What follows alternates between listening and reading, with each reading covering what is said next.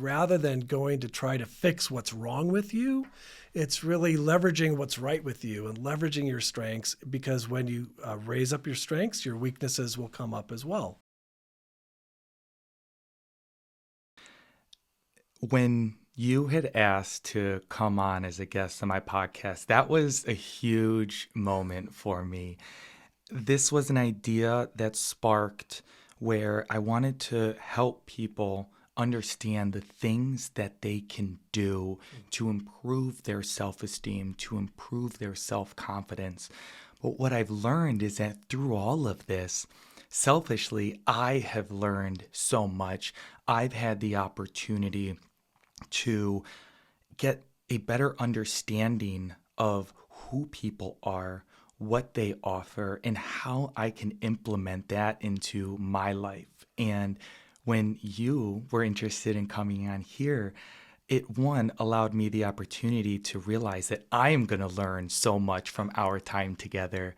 And it gave me a little bit more of that legitimacy that I needed. Like, because you mean so much to me, and we share just about every week together at our networking event. And it is people like you that keep me going to those, that keep me excited, that keep me absolutely pumped week after week to just continue on through every bit of what this crazy thing that we called life is. Right. So without further ado, I would love to ask you, who is Vince Liuzzi? Wow, that's a big question. And first, thank you for including me in your podcast. I really have a great deal of admiration and respect for you, what you do, bringing to the table and helping others. I think we're very much aligned with that. So thank you for that. So who am I? I'm a husband. I'm a father. A son, brother. I'm a leader. I've had a pretty extensive career in senior and executive leadership, primarily in financial services, going back 3 decades. I help people be successful. I help them, business owners. I help my team. I help people that I come into contact with, raise their level of success. I am a volunteer. I like to support the community that I serve. That's very, very important to me. I feel very strongly about giving back and paying it forward. And so, those are kind of the things who make up who I am and what drives me to get up every day and put that smile on my face and enjoy what I do. One of the things that Mike Caparenas has told us is that when describing either a product, a service, or a characteristic of something, there is the why, the how, and the what. Mm-hmm. You talk a lot about you feeling the fulfillment of helping people through leadership. Why? Yeah. Why? Why does that fuel you? I guess I'd answer that 2 ways. Once, many, many years ago, I had somebody in my professional life that mentored me, helped me, and really drew out of me the best that Vince brings to the table. This person was my direct manager, a coach, a mentor, and somebody that to this very day, we haven't worked together for, holy cow, maybe about 15, 20 years, I still would consider to be one of my primary coaches and mentors that I call on, when I need help, support, and coaching.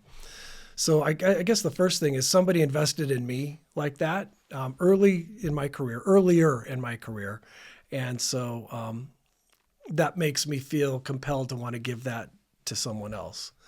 Secondly, I do feel personally rewarded in helping somebody else be successful. When I can, with my influence, coaching, and leadership, help draw somebody else out and help them achieve unprecedented levels of success, that inspires me, that motivates me. It makes me not only feel good about me, but it makes me feel good about them and, kind of where they're going in their careers. So I really enjoy watching people accelerate. I like watching people and being a part of it, improve and, increase their effectiveness overall. How do you ultimately help people increase their effectiveness? Well, I think there are a few things. One is certainly tapping into what makes them great. Everybody brings something to the table. We are a diverse world, a diverse community, and everybody brings something special to the table. I feel strongly from, an inclusiveness standpoint that, when we can leverage what somebody else brings to the table to in a team environment, in a business setting, in a life setting, it makes us better. I like to learn from other people. I will always be learning until the day I don't walk the planet anymore. And so I think by, leveraging the inclusiveness and the what people bring to the table helps not only, me be successful and learn from them, but also helps them kind of really feel good about something that drives them and helps them perform. And so I feel like it's very personally rewarding, but it also feels good to see somebody else achieve.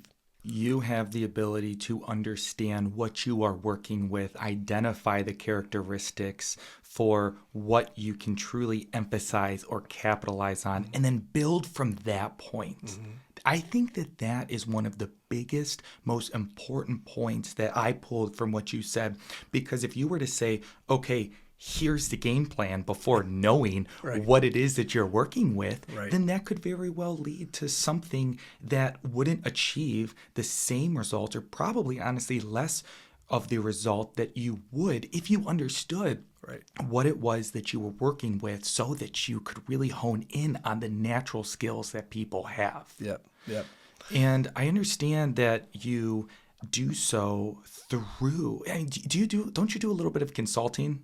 Oh, yeah. Okay. Yeah. Can you talk more about that? Because that covers the what portion, so that we can wrap up and make Mike Capareda smile about how we went through the ranks. So in addition to the business that I have where I'm helping business owners be successful, there's certainly coaching and support throughout my work with my clients. I'm also a partner in a consulting firm, and we work with executive leaders from an executive effectiveness standpoint to help people, achieve success, to help them improve something that they'd like to work on. But I think it also helps just really kind of draw out their talents and unique gifts that some are well known and seen, some are hidden. And I think that when you help somebody have a greater awareness for how they show up, what they bring to the table, what drives them each and every day, how their skills and strengths and experiences interact in a team environment, it not only helps their personal effectiveness, but it also helps their leadership effectiveness. And so I've had the benefit of working with great coaches. I've had the benefit of coaching some great people that I feel very strongly, and I'm very proud of their success. But I feel like that consultative approach towards leadership and coaching is something that, again, I feel personally inspired by, and it drives me. But it also, I love seeing the impact that it has in someone else's life and the impact that they'll make in their day-to-day life. What can someone expect at the very start of the coaching process? Sure. Well, first is kind of, a baseline. And I don't want to say assessment. That's such an overused term, but a baseline understanding of, where they are in their life career, what it is that they're proud of. You always want to start with what makes you great, what makes Jacob great, right? And then also, what are some of the goals or aspirations that they may have that they've not necessarily achieved yet? It could be something tactical relative to the business. It could be something from a personal developmental standpoint, but really understanding what are some of the things that the person that you're coaching wants to focus on.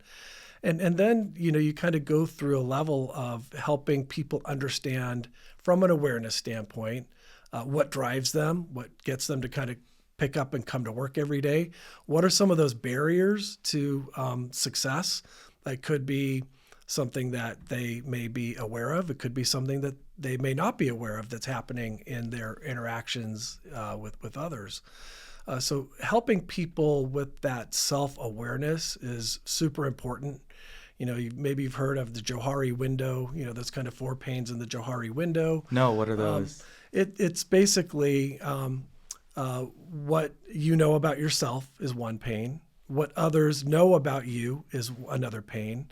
What you think people know about you is another pain. And what you think others think they know about you is a fourth one. So it's kind of dimensionally looking at how people see and perceive you through four different lenses that, again, it's just a way of helping accelerate and improve your self-awareness. Organization is a huge part of that. Mm-hmm. I mean, think about that. When you are going ahead and putting together your thoughts, your feelings, what it is that you feel is a barrier. I mean, all of those are things that are there. Mm-hmm.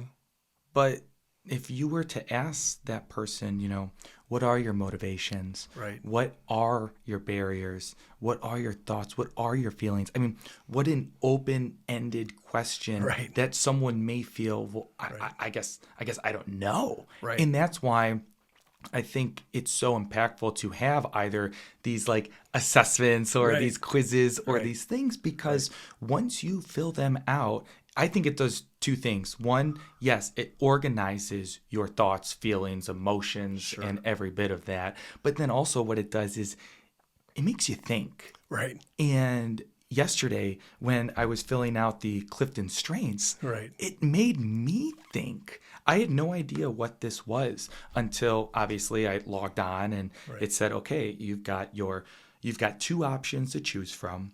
One side is a pattern of habit, and you determine if you agree strongly with that, Mm-hmm. or there's another habit on the other side, and you determine how strongly you think that you would be towards that. And then you choose between the two on a scale of neutral, and then like a somewhat, and then like a strongly agree. Yeah. And there were a bunch of those where I said, oh my God, yes, that is Right. that is me, or that is not me. Right. And that's why I appreciated doing it, Sure. because I wouldn't have ever said those words myself, but it organized my thoughts and how I think and what motivates me Right. for me to eventually print out this certificate of talent for Jacob Carnell to identify. It's official. Like now I know my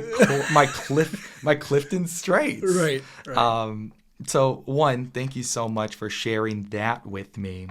And I'll tell you what, it was spot on. It's interesting, Jacob. I was trying to think about when did I first when was I first introduced to Clifton Strength Finders? It's a Gallup program. It's scientifically tested, and you could kind of learn more about it by picking up the book. But I was trying to figure out when I took it first, and it was, I hate to say it, but about 20 years ago. And so this has been part of my DNA for the last 20 years. And I remember going to take the survey, and I told my wife that, I said, honey, thankfully my company is investing in me and they want to help me with my personal development. So I have this Strength Finders book quiz that I'm going to take.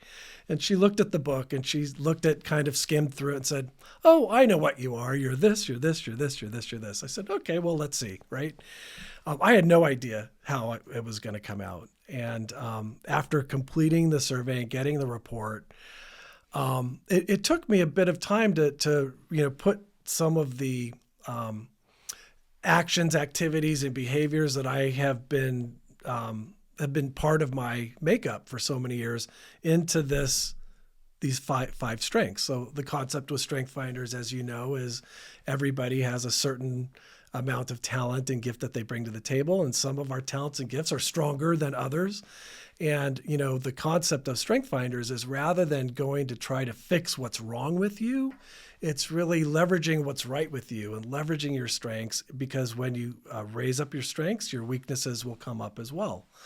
And so after I had a little bit of time to digest and understand what my personal top 5 strengths were, I started to have flashes of, oh, that's that strength coming out, or, oh, that strength helped me out in this case, or, boy, I really overused that strength. I better watch out for next time on that. So it's been kind of a 20-year journey of ongoing development of my strengths, managing my strengths and leveraging them to help me be successful. What was your top strength? I'll give you my top five, but my top strength was self-assurance. Then I have number two is relator. Then I have competition. I have belief. And my fifth strength is one that you and I share. It's positivity. And I can tell you a little bit about each one of those. And Can how you please? Yes. Oh, absolutely. I think, first I would say mine are kind of an interesting mix of top five strengths. And there's, I have almost one in every single one of the four main themes of the Gallup Strength Finders. One area that is not one of my top five strengths, I've got it somewhere inside, is kind of in that analytical, which I've said I have strength envy for people that have analytical as a top five strength. But the way that these show up for me, and also the other thing I would say, sometimes it's such a powerful combination. If you combine one or two of these together, you got to kind of watch out for a strength being overused. But I think, from if I just kind of run through the list from a self-assurance standpoint, I do, have confidence to be able to try new things, to put myself out there, to take risks, and to feel comfortable in that. So I feel like from a confidence standpoint, it's something that makes me feel good about decisions that I make and how I kind of look at the world. I will come back to that one because it is my top number one strength. And so sometimes, as I said earlier, strength overused can become a weakness. And, I've experienced that in my life and going through this journey. But, I think I'm glad that I have it. And it's one that I call upon regularly, more than I even know. Relator, that's really, my ability to interact with people, to really meet people where they're at, to establish rapport, establish relationship.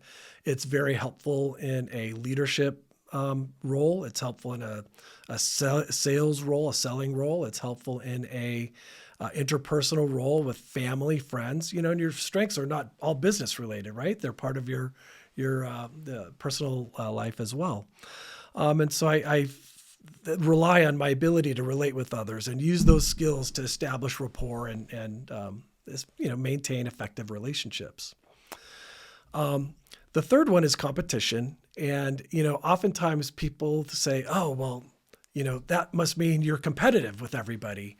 And for me, that's not what competition is. For me, competition is about competing against myself, competing against what I did yesterday, last week, last month, last year. It's about self-improvement. It's more about making myself, focusing on the things that I need to do to improve, my performance personally and professionally.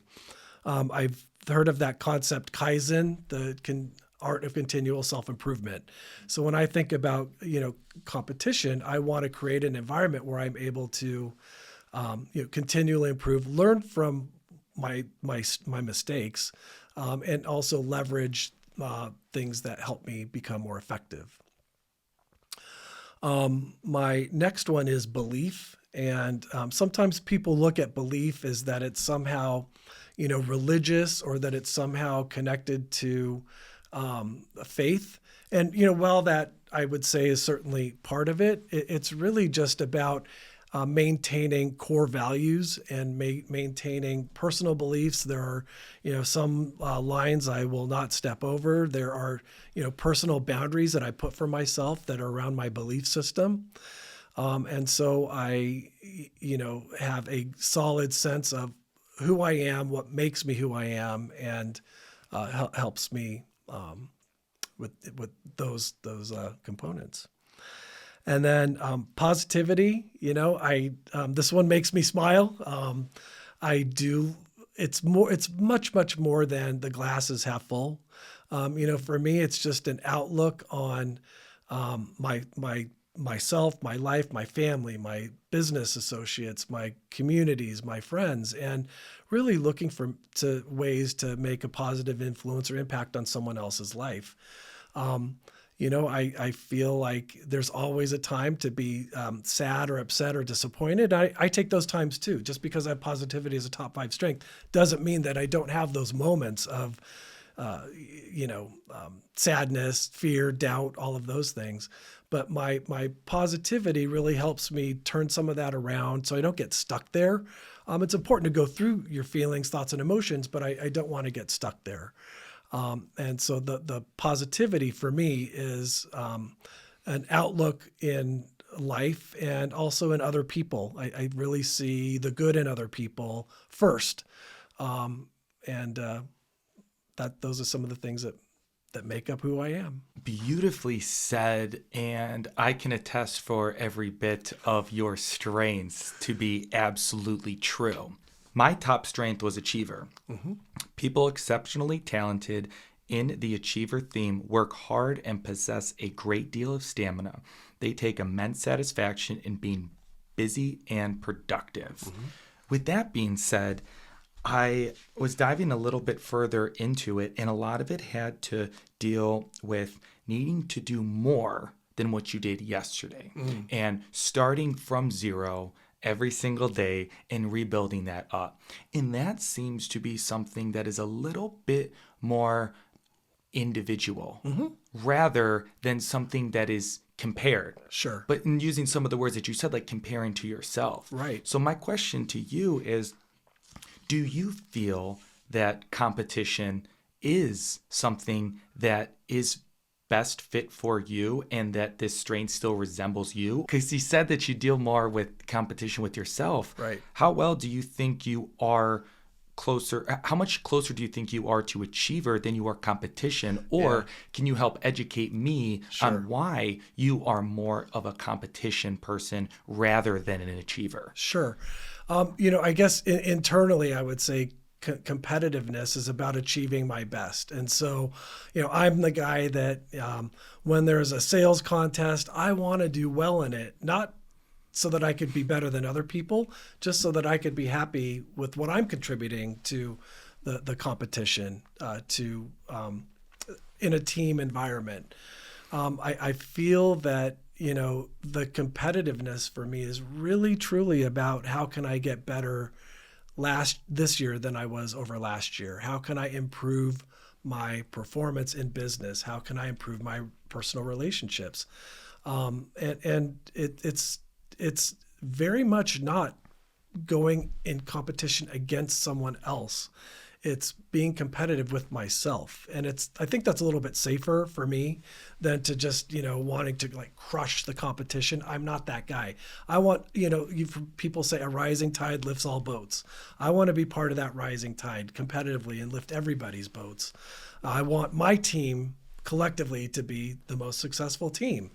And so you could say that maybe is a little bit more externally focused, but I feel that it's really coming from a place of everybody enjoying the fruits of their labor, everybody being recognized for a job well done, and recognition and appreciation in my mind go hand in hand.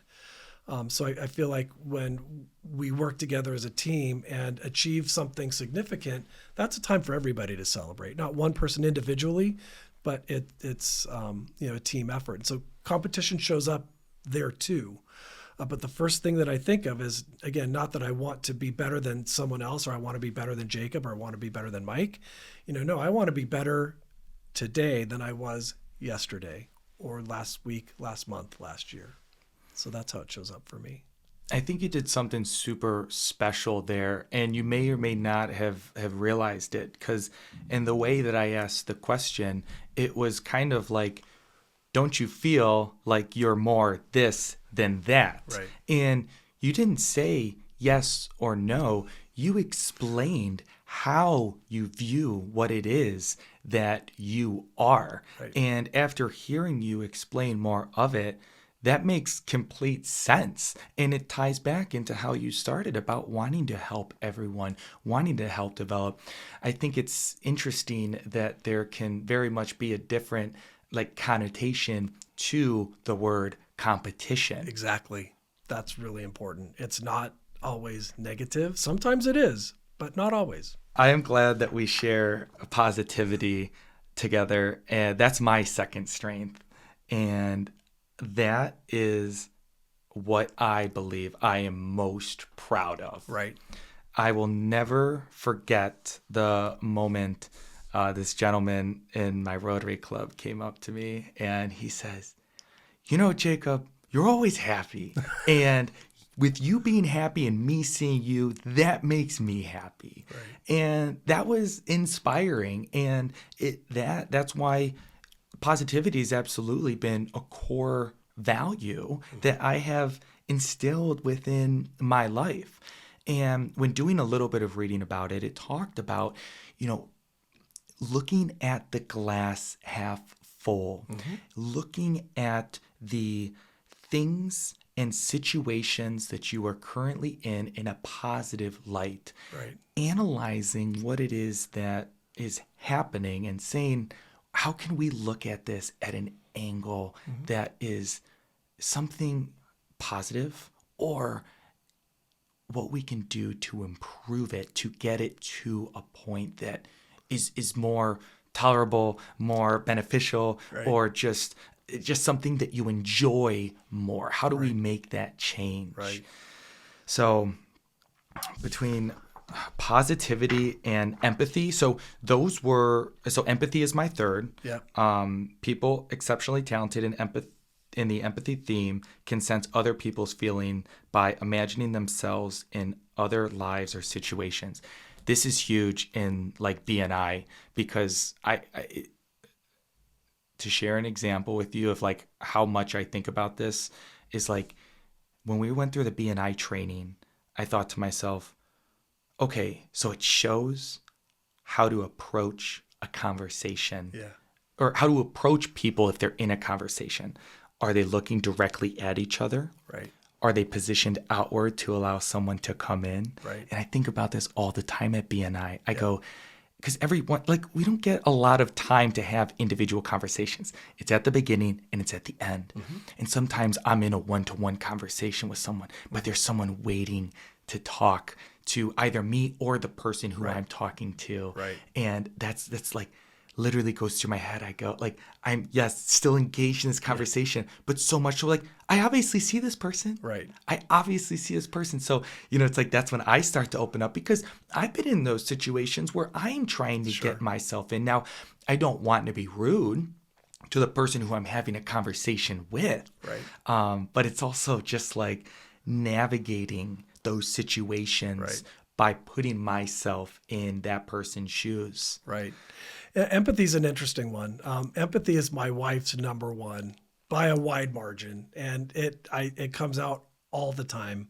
And I think she recognizes it. And again, I took this 20 years ago. She took it the same year. So we've been on this 20-year journey together. And so the thing about empathy is you have to be careful. Like a strength overused could become a weakness. When people that are highly empathetic, sometimes they put how they feel about a situation onto others. And I feel your empathy from my lens, from my point of view. Being truly empathetic is to, meet somebody where they're at and understand, what is driving them, and being aligned with their feelings, not yours, not putting your own lens on their feelings. And people love empathetic people that have empathy as a top 5 strength, because, when something's going wrong, it's like, I know who to call. I'm going to call Vince's wife, right? Or I know who to call. I'm going to call Jacob because I need a shot in the arm. I need somebody to just listen to me and say, don't worry, everything's going to be okay. And that's such a wonderful skill and talent to have. It's not one of my top 5. It's somewhere in the dimensions, I'm sure, but it's not one of my top 5. And so I have learned a lot from my wife and that skill that she has to, act and behave a little bit more empathetic towards people when a situation comes up. But empathy is a very special one, and I have total respect for people that carry that around, because it's not just the burden that you carry for your feelings. You end up carrying the burden of other people's feelings. My wife is the one that would watch the Hallmark commercial and burst into tears, right? Because she's feeling what she's seeing on TV in a commercial. Or I'll never forget, we were, driving around somewhere, and an elderly gentleman was riding his bicycle, and he had grocery bags on the back, and he must have hit something he was healthy enough to ride a bicycle. He must have hit something in the street, but he fell. And it was another one of those situations. My wife just immediately almost burst into tears saying, we got to go help him. I'm like, honey, he's okay. Look, he's got up, he's all right. But she felt what she saw happen to him. She felt it like very much inside. And so that's something that I think about with empathy, that you got to just be thoughtful about and don't carry everybody else's burden on your shoulders. Empathy is a part of that relationship building Yep. portion. Yep. And that is why she's so good with people. That's why she's amazing. That's why you can't not like her. Right. So Right. I totally see that. You don't think Clifton Strengths does anything to change or sway you from having at least one of your core strengths be within executing, be Yeah. within influencing, being within relationship building, being within strategic thinking? Do you? No, and let me Okay. tell you why. So, when people join my team, when I invite people on my team, we start working together. One of the first things I do is get them the book and say, let's see what makes you successful. We put all of our strengths on a grid, and it's easy to see where some person has a strength. It's very rare that people have the exact same top 5 strengths, right? Remember, I talked about inclusiveness and bringing on board people that have different, from a diversity standpoint, diversity in thought, diversity in background, diversity in experience, bringing them together in an inclusive manner to really create a powerful team environment. So when you look at what are those 4 dimensions within the Strength Finders, you take the 34 and there's kind of separated into 4 different categories. Relationship building is one of them. Somebody that may not have that as one of their top 5 could be on a team with somebody who does. And that fosters great collaboration and teamwork, because the person that has that as a top 5 strength can very much help out the person that wants to develop that as a strength. I think your strengths, from what I have been told and learned over the years, they really don't change much over time. I mean, you are who you are, and you get to a certain age and you're an adult and you kind of have a certain amount of life experiences. They might change a little bit, go up or down just a little bit, but it's the core of who you are. And so that doesn't really change that much. It's more about leveraging those things that you bring to the table to be more effective and have more impact and results. So I think I mentioned it before, like I sometimes have strength envy. One of my colleagues has analytic as one of her top 5 strengths. I'm like, I wish I had that. Like I said, I probably have it somewhere. Maybe it's number 20. I don't know. But when I need somebody to take an analytic view or approach towards a problem that I'm looking to solve, I'm going to her first, because 2 reasons. One, she's going to help solve the problem and help me in this situation that I have, but it also is a way of leveraging her strengths and making her feel good about herself, what she's bringing to the table in a team environment. So I feel very strongly about teams doing this together and understanding what everybody brings to the table, and then leveraging upon each person's individual strengths, gifts, and talents for a team result and a team effort. It does a fantastic job of setting the expectation for where someone may be best suited, Yep. or what it is that they can accomplish. Yep. Whether that be the complexity of something, the timing of something, which I think is great for the person who is completing the tasks, for them to understand and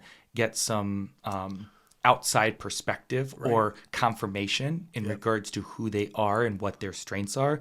But then also for leadership to say, okay, I understand that I gave this person a total workload that had to deal with a, achiever side of it, but, they may be more of, an empathy person, where in whatever case that they may be, they may clash, or one may work out to be slightly a disadvantage based off of the thoughts and the feelings of what goes through a more empathetic person than just someone who may just be like, okay, how do we get this done?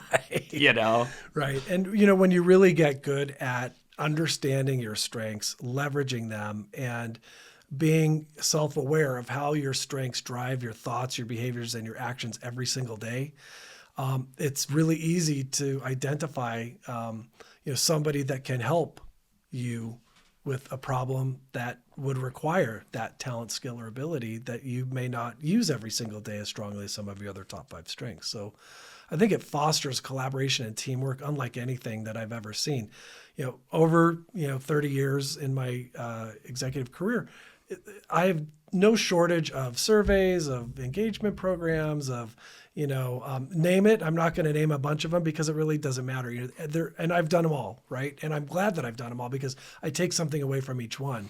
It just so happens that 20 years ago when I was introduced to this concept, it really stuck and it made me really, in a very simple and easy way, understand what drives me and how what drives me will help my personal effectiveness, my team effectiveness, and my life effectiveness. Is there anything to say that there'd be an optimal number of people on a team Right. to try to achieve the most diversity and the most strongest Clifton Strengths Sure. to have just a team Right. that is absolutely rock solid? Right. There's a lot of business applicability to understanding people's strengths. I would say, a team is more than one person, right? Right. So a team could be 2 people, a team could be 10 people, a team could be 30 people. And when you bring teams together, whether it's 2 people or 30, the beauty of understanding each other's strengths is to be able to rely on each other for a task, a problem, a situation. So if you have more people on a team that everybody understands their strengths, I feel like you could move that forward and say we could develop certain work groups or certain task forces or certain teams around issues or problems that we want to solve for. And you could pick out people that have one of those strengths that is necessary to solve that particular problem or issue. You just have more people to draw on. When it's just 2 people or 3 people or even 5 people, I've got a team now of 5 people, and so what we're able to do is assign or line up clients that kind of have certain specific needs with people that have the certain strengths to help achieve those needs. We can collectively easily problem solve big issues with a group of 5 people, and everybody has a role. Everybody kind of knows what their role is based on what they bring to the table.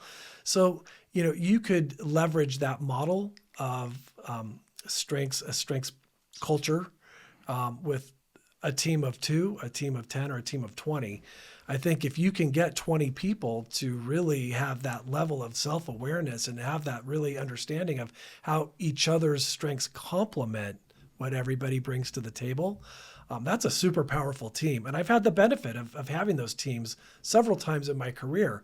I think it also, to your point, when you look to recruit people, when you're looking to, we really need somebody that, brings that activator strength to the table because we've got something we really need to get moving on. You could actually recruit for people that have that as a top 5 strength because that's a skill or a talent that not everybody else on the team may have. I'm just using that as one example. There's 35 in the book for you to choose from, but you can add to your team based on the skills and the talents that you're looking to complement the rest of the folks with. Does the book go into how you can help develop some of the skills that you may not have, or does it just more so talk about what those skills are? Well, there's other levels of this strength finders, right? I mean, the book, Now Discover Your Strengths, you can learn what your top 5 are.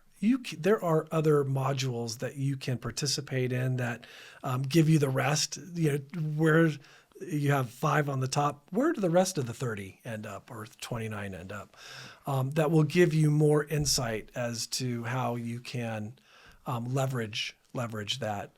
But I think what I have found is that to really understand how my strengths not only interact with other people, but also interact with each other. Like I look at my top 5 and I put 2 of them together, and it's like, that's pretty powerful. I better be careful with what I'm looking to accomplish with that.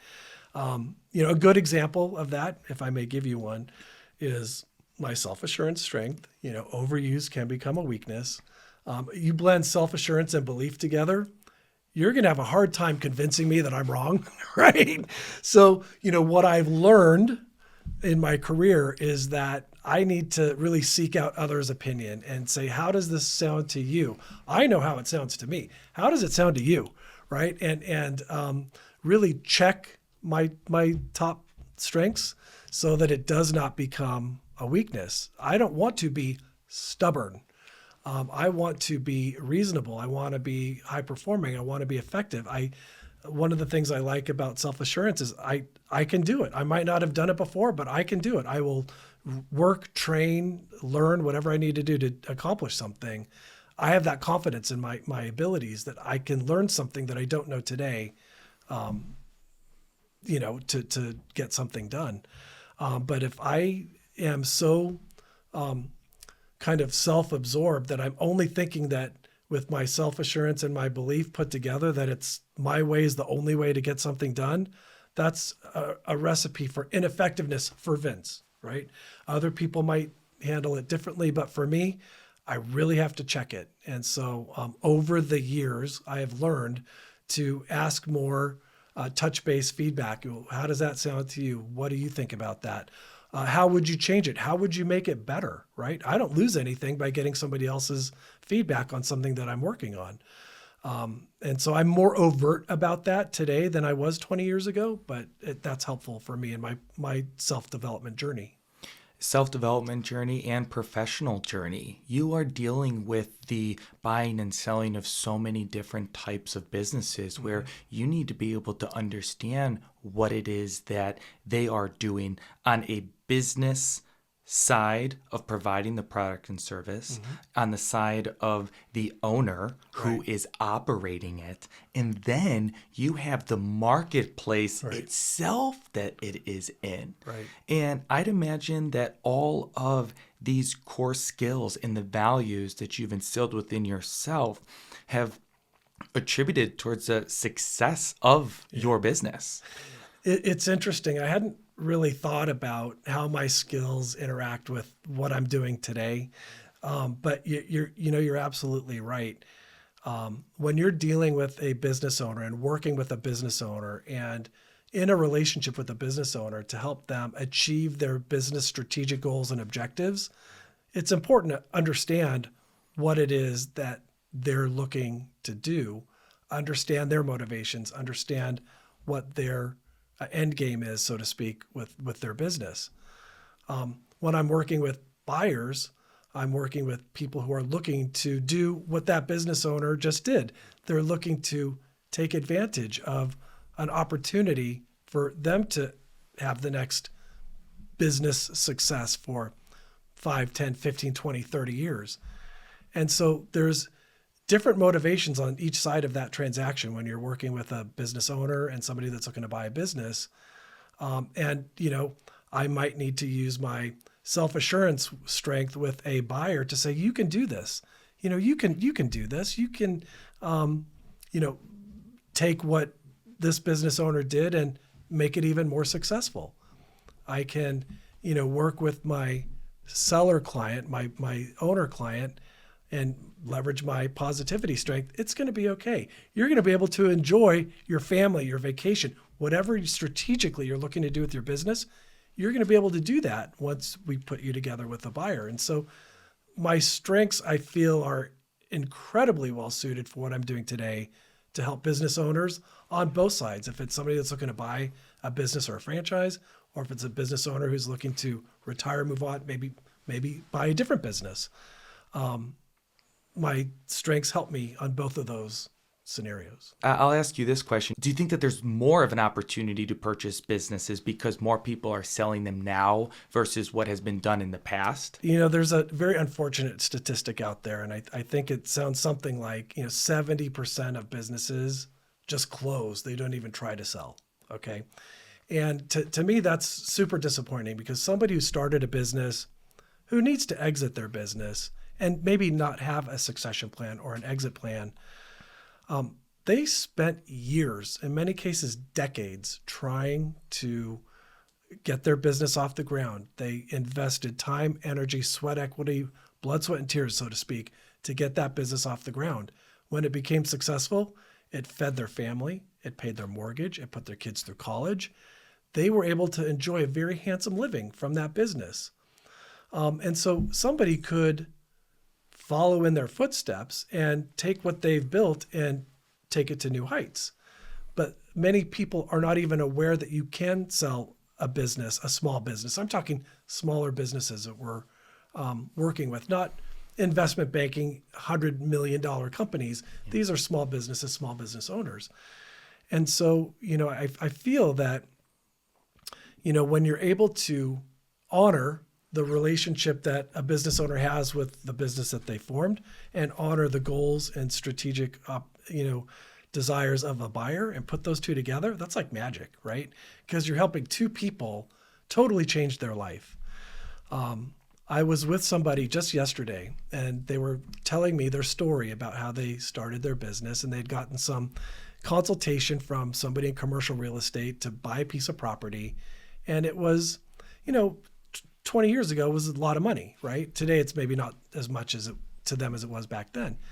But the commercial real estate agent said, this is going to change your life. And their ears perked up and they're like, well, what do you mean by that? How's it going to change my life? I like my life how it is right now. But it's so true. It changed their life. They were able to do so much more than they ever would have thought of by, buying this piece of property, getting their business off the ground. And it really fed them and fed their family for decades. So, it is a life-changing moment, but it's also very personal. And I think people, it's a very emotional decision when you're dealing with your business and, the potential to give the keys to somebody else to take over for you. What if someone were to say, well, I can't really sell the business. I am the business. Well, I think that there are ways that you can spin off or sell what the business goodwill is, what's some of the things that have made that business successful, whether it's, client lists, products, it could be services that are filling a unique need. Somebody who says, I am the business, of course you're the business. You created this business. How can you help somebody else be the business? What can you do to help somebody else who wants to buy this business be more like you? How can you help them, onboard them, help them be successful?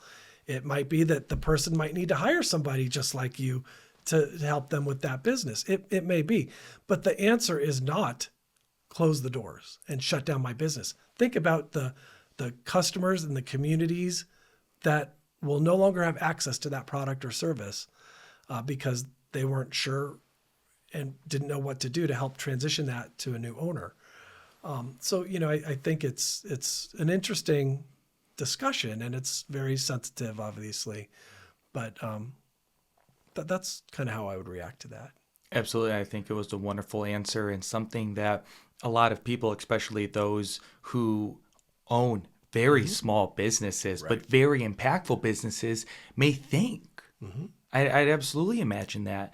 And it's you who is helping them understand the process, Right. what to consider, and then in some case, I'm sure, the time horizon. Right. I mean, think about that. If someone is the business Right. and it may lead, if you were to ideally sell your business, it may lead to them needing to bring someone on to teach them the ways, to teach them the processes. Right. And that is not going to be something that's done in, maybe even like 1 year's time. Absolutely. And it may be that, they need to, the person who owns the business might need to prepare. Maybe they're not ready to sell it today, but doing some things to plan for their exit, they could be ready to sell in 6 months or a year. One of my clients, it's a 90-year-old company, third generation owner. The person has family, all over the country. Nobody here is locally, but there's been no succession plan, somebody to take it over. And so, rather than closing down this 90-year-old business, they're looking to sell it to somebody who could take it over and enjoy the next 90 years, right? But I think that, getting to that point where it's like, look, this has been part of my family for 3 generations. I don't know what to do with it now. Help me, right? And so we're able to help preserve and protect their legacy, their brand, the services that this business provides to the community. You have to be really careful when you start to see boarded up windows and, parts of the community that don't have commerce because there hasn't been a successful succession plan or exit strategy to help somebody with what's next. Through all of your leadership, through what you are doing professionally now, you've impacted so many lives through every bit of what you have already done and what you'll continue to do. So in other words, you've made a lot of people smile over your years. Yeah. And I wanted to know, what makes Vince smile? There's a lot of things that make me smile, but I'd say, personally, obviously my beautiful wife, my kids, my family, my friends, my network, my community. The other thing that makes me smile is when somebody achieves something that they were striving for. I feel very strongly about making an impact in others' lives, whether it's through the charitable nonprofit work that I do, or whether it's through some of the coaching and development work that I do, or if it's helping somebody resolve an issue or problem and then, they're able to be successful.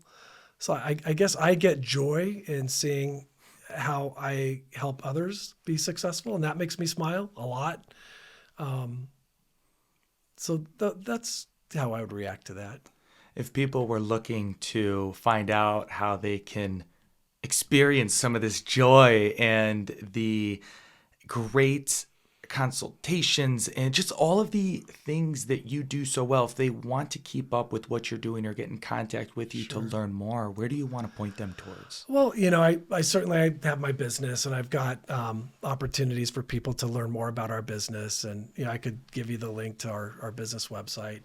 I'm very active on LinkedIn. I've had LinkedIn for a lot of years, and I have people across the country that when I was working on the West Coast or working on the East Coast that I'm still connected with. So that's always a good source. Yeah. I enjoy helping people, working with people, and helping other people smile. Well, thank you for making me smile today. Thank you for providing every bit of the lesson in strength that you did today. So many people are going to take such great things away from this, and a lot of them are probably like, what is this Clifton Strengths thing? I need to go ahead and dig it. I want to know my top 5. Right. That's amazing. And then just real quick, one other point that I want to make is a lot of the things that you said made you smile. Those are things that took years. They took decades. They took effort, blood, sweat, tears, every bit of it.